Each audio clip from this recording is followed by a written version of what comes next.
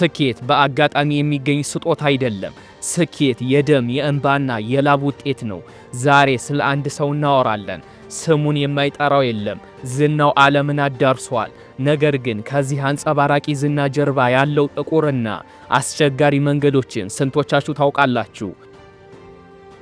በፖርቹጋል በምትገኝ አንድ ትንሽ ደሴት በድህነት በናወዘ ቤተሰብ ውስጥ የተወለደው ያ ሕፃን ዛሬ የቢሊዮነሮች ዝርዝር ውስጥ ይገኛል ተብሎ ማን ይገምት ነበረ? እናቱም ልትወልደው አልፈለገችም ነበር። አስተማሪዎቹም ምንም አትረባም ይሉታል። ጓደኞቹም አልቃሻ እያሉ የሚያስለቅሱት ያ ደካማ ልጅ ዛሬ እንዴት የዓለም የእግር ኳስ ንጉሥ ሆነ? በዛሬ ቪዲዮአችንም ስለ ክርስቲያኖ ሮናልዶ ዶ ሳንቶስ አቬሮ የማይነገሩና አነቃቂና እጅግ አስገራሚ የህይወት ታሪኮችን እናያለን። እስከ መጨረሻው ይዩት፣ በጣም ትገረሙበታላችሁ። ስለ ንብረቱም አሁን ስላለበትም ሁኔታ እናያለን። ለቻናሉ አዲስ ከሆናችሁ ሰብስክራይብ በማድረግ ቤተሰብ ይሁኑ። የካቲት 5 1985 ዓመተ ምህረት ማዴራ በተባለች የፖርቹጋል ደሴት ላይ ሮናልዶ ተወለደ። ቤተሰቦቹም እጅግ ደሃ ነበሩ። እናቱም ማሪያ ዶሎሬስ የሰው ቤት ልብስ በማጠብና ምግብ በማብሰል ነበረ ልጇን ያሳደገችው። አባቱም ዲኒስ አቬሮ የአትክልት ሥራ ይሠራ ነበረ፣ ነገር ግን በአልኮል ሱስ የተጠመደ ነበረ። ሮናልዶ በልጅነቱ የሚጫወትበት ኳስ እንኳን አልነበረውም። ከጨርቅ የሚሰራ ኳስ እየመታ ነበረ እግር ኳስን የተለማመደው። በ12 ዓመቱ ሕይወቱን የሚቀይር አጋጣሚ ተፈጠረ። የስፖርቲንግ ሊዝበን ስካውቶች አዩት። ነገር ግን ወደ ሊዝበን ለመሄድ ቤተሰቡን ጥሎ መሄድ ነበረበት። ያ የ12 ዓመት ሕፃን የነበረው ሮናልዶ በየቀኑ ማታ ማታ ያለቅስ ነበረ። ቤተሰቡን ናፈቀ፣ ብቸኝነትም ተሰማው። በዚያ ላይ ደግሞ የልብ ህመም እንዳለበት ታወቀ። ልቡም ባልተለመደ ሁኔታ በፍጥነት ይመታ ነበረ። ዶክተሮችም እግር ኳስ ማቆም አለብህ አሉት። ነገር ግን ሮናልዶ ሞትን አልፈራም። ቀዶ ጥገና ከተደረገለት ከጥቂት ቀናት በኋላ ወደ ሜዳ ተመለሰ። ያ ነበረ ሮናልዶን ማንነቱን የፈተነው። በጣም ከባድ ነው። ሐሳባችሁን ኮሜንት ላይ ጻፉልኝ እስኪ። እንደ አውሮፓውያን አቆጣጠር ነሐሴ 2003 ማንቸስተር ዩናይትድ ከስፖርቲንግ ሊዝበን ጋር የወዳጅነት ጨዋታ አደረገ።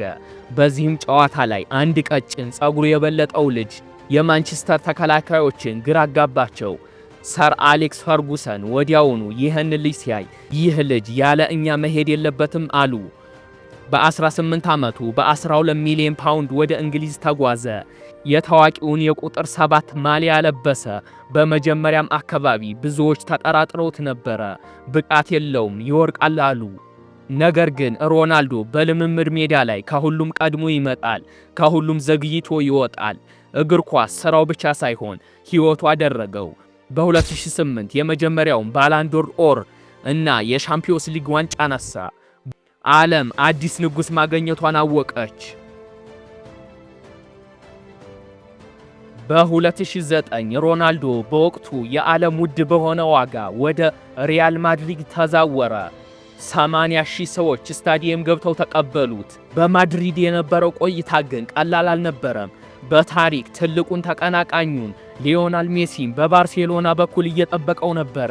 ይህ ፉክክር ሮናልዶን ወደ ሌላ ደረጃ ወጣው። በ438 ጨዋታዎች 450 ጎሎችን አስቆጠረ። በ9 ዓመትም ውስጥ 4 የሻምፒዮንስ ሊግ ዋንጫዎች አሸነፈ። በተለይ በ2016 ፖርቹጋልን ለመጀመሪያ ጊዜ የአውሮፓ ዋንጫ ባለቤት ሲያደርጋት ስሙ በታሪክ ማህደር ውስጥ በወርቅ ተጻፈ። ሮናልዶ እኔ ምርጥ ነኝ ብሎ ማመን ብቻ ሳይሆን ምርጥ መሆኑን በየሳምንቱ ያሳይ ነበረ። 30 ዓመት ሲሞላው አረጃሉ። እሱ ግን በ33 ዓመቱ ወደ ጁቬንቱስ ሂዶ ታሪክ መስራት ቀጠለ። ሮናልዶ ለምን እስካሁን በከፍተኛ ብቃት ላይ ይገኛል? መልሱ ቀላል ነው፣ ስነ ስርዓት። ሮናልዶ ስኳር የበዛባቸውን መጠጦች አይጠጣም። አንድ ጊዜ በጋዜጣዊ መግለጫ ላይ የኮካኮላን ጠርሙሶች አንስቶ ውሃ ጠጡ በማለቱ ብቻ ኩባንያውን በሚሊዮን የሚቆጠር ዶላር እንዲያወጣ አድርጎታል። ሌላው የሚያስገርመው ነገር ሮናልዶ በሰውነቱ ላይ ምንም አይነት ንቅሳት የለውም። ለምን እንደሆነ ያውቃሉ?